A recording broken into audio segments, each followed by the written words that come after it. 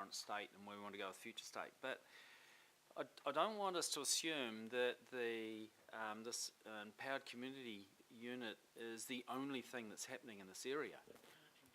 We have redesigned that unit to support these outcomes, but we are working very, very hard to bring that philosophy into a range of other things. And just there's a number of very good examples in this paper. Read them, understand them, and those are material benefits from this approach out of that unit. But the work that Craig McElroy and the team are doing around stormwater, engaging with their communities, is another good example.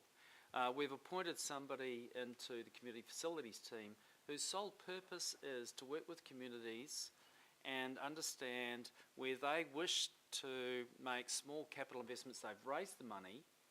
How do we support them to do that and get council out of the way? That is the whole purpose. Yep. That's been discussed and communicated with the local boards. They understand that model. We've got a person in place, and our objective is to enable. We've got some really good stuff happening around waste recycling. You know, that's a community-based event in many, many locations. We've done some good work with teams around mangrove removal. I know it's a contentious subject, but communities want to get in and look after some of the areas. There's some good work there. Environmental education. We have also got an arrangement in place to work with business mentors so that they actually provide that business and financial mentoring advice for the trusts that we work with, so that they've got in place some of the things that they need to do to then ensure we have confidence around how the money that we invest through them for community purposes is being done. So there's a lot of things being done on a broad range of fronts. Our objective is to go in this direction. But we do know that we need to balance some of that with some of the real constraints that we live with, because we are not in an unconstrained world. We know that we have capital and operating expenditure constraints. We know that we've got legislative constraints. And health and safety is top of the mind right now, but we know that that is a real constraint. We have to deal with it for our own sakes, for personal liability, and most importantly for the sake of those that are doing the work. So, look, there's a big push in this area. My appeal is to support the team and what they're doing, but recognise we're working on a broad range of fronts so that we can get this more right. In terms of the particular Have Your Say event the other night, I've asked Councillor Hulse, Councillor Cooper, you might want to give me the details yourself. We will find out, but that's a good example of something we should be doing better. I'm not assuming anybody's deliberately trying to make it awkward, but let's go find out and deal with the issue. And so when you get these, just highlight them, bring them to me or to Graham or Christine, and our objective is just to deal with them in the moment so we get it more right. Thank you. Thank you.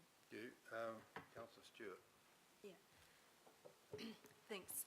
Just I've just organised quite a major event out in Pakuranga, as you're probably aware, the Howard Lions military tattoo. And to be perfectly honest, I actually think you do have to have the traffic management, you do have to have the waste management, you have to have all those things.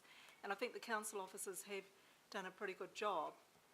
And the reason I think, I'm just talking about this event, how it worked was the Howard Lions, through the local board, they got funding just for the infrastructure part of it. So, and then the event was something that the military tattoo organised, and they got their own funding to put that event on through pub charities and Southern Trusts and the likes. So you really do need to have a really good organisation that's working alongside with the councillors and the local boards to make sure that they've got all the infrastructure stuff all ticked in place. You know, there's a few little things that I found, a few little problems, and one of them was actually the waste management part of it, but we got that sorted out. One of the things that I think to make it easier for event organisers as far as the waste management part is concerned, if you've got waste management, they're organising the skips to take all the rubbish and everything away, they need to be talking to the waste minimisation organisations, whoever's going to be there, to make sure that all the boxes are ticked, and so everybody knows what's going on. Because just for an example, with the Howard Lions, they had a lot of pressure put on them from the waste minimisation people to do a lot of things that they just wouldn't have been able to do, manpower and volunteers. So I think everybody needs to all the boxes need to be ticked and everybody talking to each other, and I think, you know, you can't just really just have a tent that just gets put up in the middle of a field or something like that, because you don't know how many people could come. And, you know, like for the event that we had, there were thousands of people there that turned up to the event, and then you might have, we just had a signature event in Howick down at Bramley Drive, and there's only probably about 100 people that, or a couple of hundred people that came, and that was funded $40,000 by the local board. But it could never have, that area there could never have thousands of people. So I think we need to start looking at everything and making sure whatever's happening, you know how many people logistically can actually be there, and you do need to have the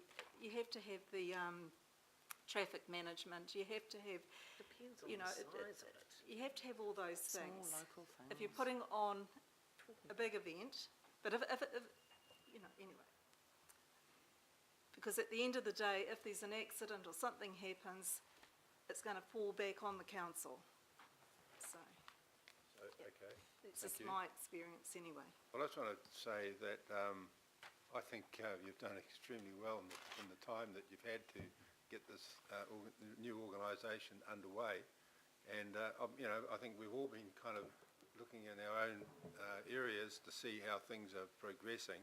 And I went into the Kaipatiki Community Facilities Trust last week and spoke to Jill Nerney and some of his staff. And now Jill is, if there's ever a person that tells you as it is, it's Jill.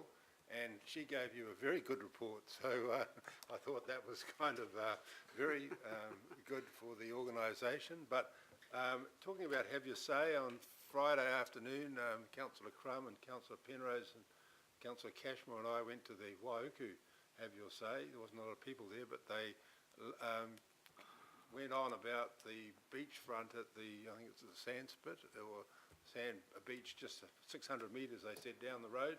So they 70 metres. yeah, well, it was very close, and so Councillor Crum and I were taken down there to see it firsthand, and I thought that what the locals were saying there was very a graphic example of how health and safety have just taken over and engulfed the organisation, because here you had a breakwater which had a small area of concrete had collapsed, but they had decided to have orange fencing right along the breakwater, and it's kind of out of bounds. And I thought Councillor Crum and I actually went down there, and we looked at it very closely, and we found it hard to understand why the whole area. So I think those issues, and another one which I saw recently is in the Highbury Shopping Centre. They were doing work down a side street, but they had to put speed restrictions in about 50 metres of Highbury, where you came down Macquarie Road, went into Birkenhead Avenue, went to 30, and then about 50 metres it went back to 50. and the thing was down a side street where they were doing the work. I went to Auckland Transport, and a couple of days later they actually took the signs down. So it does happen. But I think there's work going on between local board services, or local board services are looking at the relationship between governing body and local boards at the present time. We went to a hui they had here last week, and I think, you know, we do need to talk more between the different organisations within the council, because some of the issues seem to be kind of habitual, and we hear the same with these have a say meetings where they always have a template as to how they're to be run. So these are the kind of issues, no doubt, we can talk about more with Dean and you people. But I'd say congratulations on what you've achieved in the short time. So with that, no other speakers, I will put the motion. It's already been moved by Councillor Kay, seconded by the Deputy Mayor. I'll put it. Those in favour? Aye. Against? Declare that carried. Thank you very much. And we'll get you back not too long to talk about things further. Thank you. Thank you. So the next item is item 11. It's Project Hunua 2015 Post-Operation Report. And we have Malcolm Bell. Do you want to talk first, Malcolm, briefly? Or do you want to... Oh, yeah. maybe if you come up with the officers and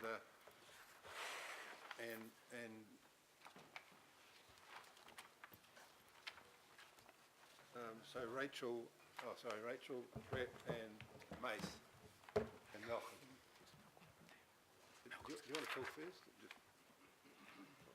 So Malcolm Bell is on the Franklin Local Board, and his area is the area that encompasses the Hunua Ranges, and Malcolm was on the working group, political working group that Mace was the link between as for a political link between the operational side of the activities, and so Malcolm, if you just want to say anything in relation to the operation from a local point of view, it'd be good. Good morning, Mr. Chair. Good morning, councillors. And thank you very much for giving me the opportunity to speak today. I'm delighted that we're actually all four sitting here together, because that shows the nature of the project and the fact that we have worked consistently as a team throughout. So I think that's really important to say right up front. I just want to speak to 3 points really as far as the local board is concerned, and that is support, the management of the project and the future. But before I do that, because you, Mr. Chair, actually specifically asked me about RATA, I thought I'd go to another team that I work with very closely, and that's the local park rangers for the Hunua Ranges. So I've got a reply from them, which I'd like to read to you. Rata flowering. I understand that there's been a poor flowering season for northern Rata across the region. We haven't noticed a huge abundance of flowers in the Hunua Ranges, although there are trees flowering. In saying that, it appears that they are recovering and growing really well this year with lots of foliage. There hasn't been a long enough period for measurable results. There has been a noticeable reduction in pests throughout the ranges.